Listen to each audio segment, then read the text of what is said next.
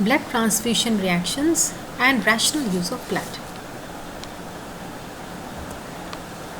Now, for safe transfusion practice, the proper selection of the donor is very important. Therefore, blood donation should be entirely voluntary and no money should be paid to the donor. Now, what are the criteria by which we will select a donor? The donor's age should be between 18 to 60 years. Donor's weight, that is body weight, should be minimum 45 kilograms. Now the maximum volume of blood which he can donate is up to 350 milliliter, because excess donating can result in vasovagal attacks. The interval between donations is 3 months. Now, selection of a donor also includes screening for the various infections which are transmitted by blood, like HIV-1, HIV-2. If there is any suspicious history of HIV-1 or 2, then the donor cannot be selected. If there is history of jaundice in the last 1 year, or if there is a positive report for surface antigen or anti-HCV antibodies, in that case the person cannot be accepted for blood donation.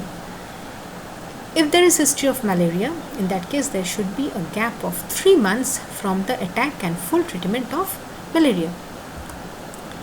Chronic illnesses like diabetes mellitus, hypertension, epilepsy cannot be taken for donating blood. History of taking drugs like aspirin or various teratogenic drugs cannot be selected for blood donation. If there is a history of tooth extraction or a filling, in that case there should be a minimum period of 72 hours between the procedure and blood donation. Similarly, in case of tattooing, history of tattooing or ear piercing, the person cannot be accepted for donation for another 12 months. Now, suppose a person has himself received blood for some reason and he wants to donate blood. In that case, there should be a gap of at least 6 months between receiving blood transfusion and donating. For the various vaccines, there are some rules, some protocols, like in case of the live vaccines like oral polio vaccine or measles vaccine, there should be a gap of 2 weeks. The blood pressure should be adequate. Now coming to the blood transfusion reactions. What are transfusion reactions? That is any unfavorable event occurring during or after transfusion. So what are these reactions? They are divided into 2 types, either immediate reactions and delayed reactions. Now what are the immediate reactions? Febrile non-hemolytic reaction, febrile hemolytic reaction, allergies and anaphylaxis, and TRALI, that is transfusion related acute lung injury.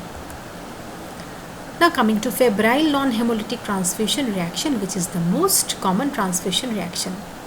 Now this is caused by the pyrogenic cytokines which are present in the stored blood or following transfusion due to reaction of alloantibodies which are present in the recipient, their reaction with the donor white blood cell antigens.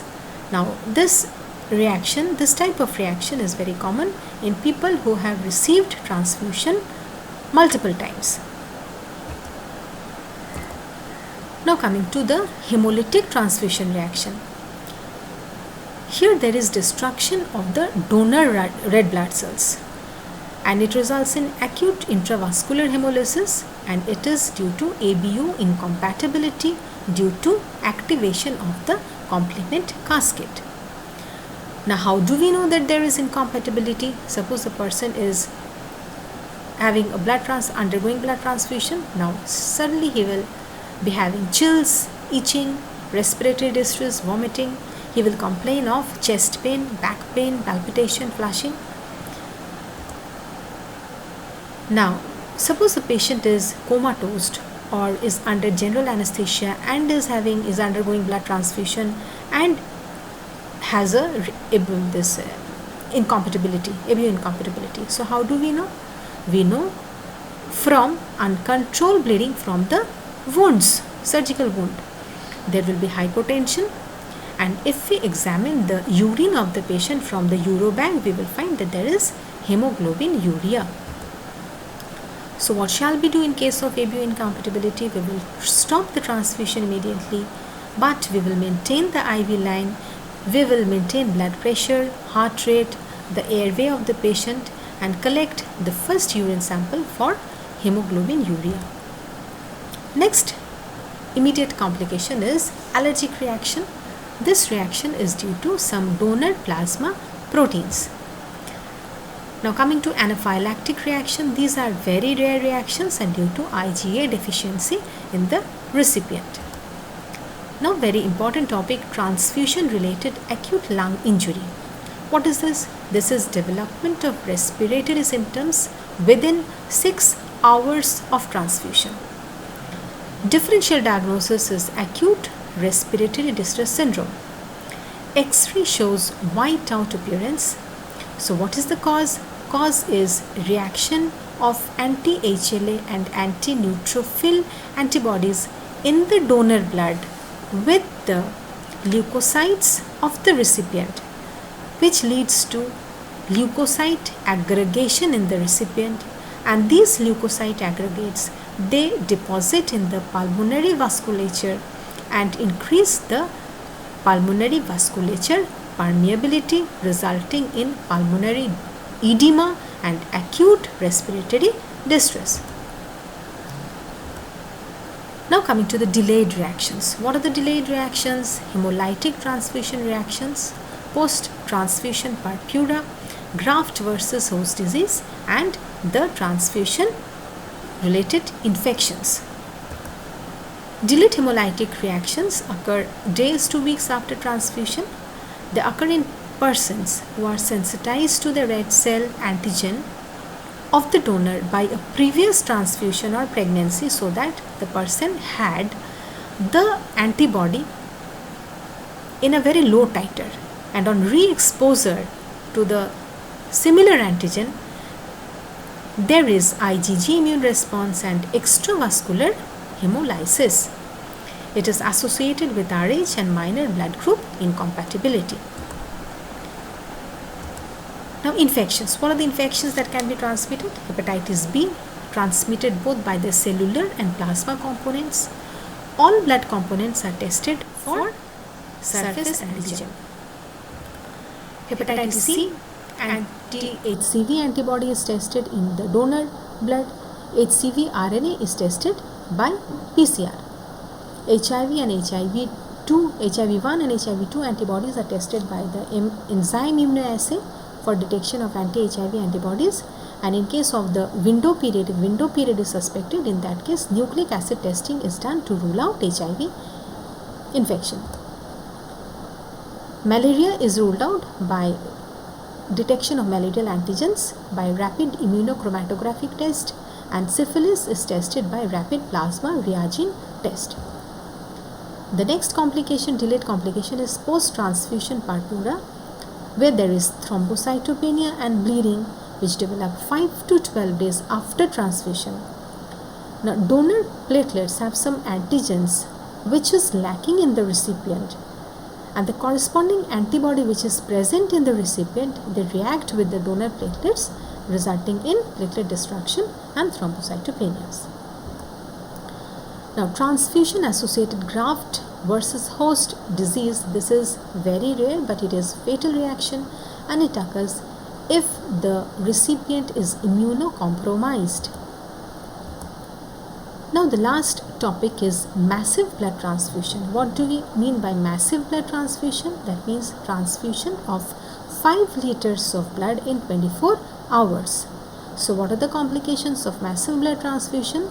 There can be coagulopathy due to dilution. So much of blood has been transfused, so there is dilution, coagulopathy, alkalosis due to citrate which is present in the blood as anticoagulant, hypothermia, citrate toxicity, hyperkalemia and hypocalcemia.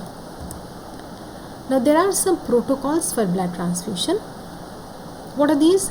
Transfusion should be started within 30 minutes from taking out of the refrigerator. It has to be completed within 4 hours. The micropore filter in the transfusion set should be having a diameter of 170 microns of the pores in the filter, and the size of the needle used for transfusion should be 18 to 19 gauge.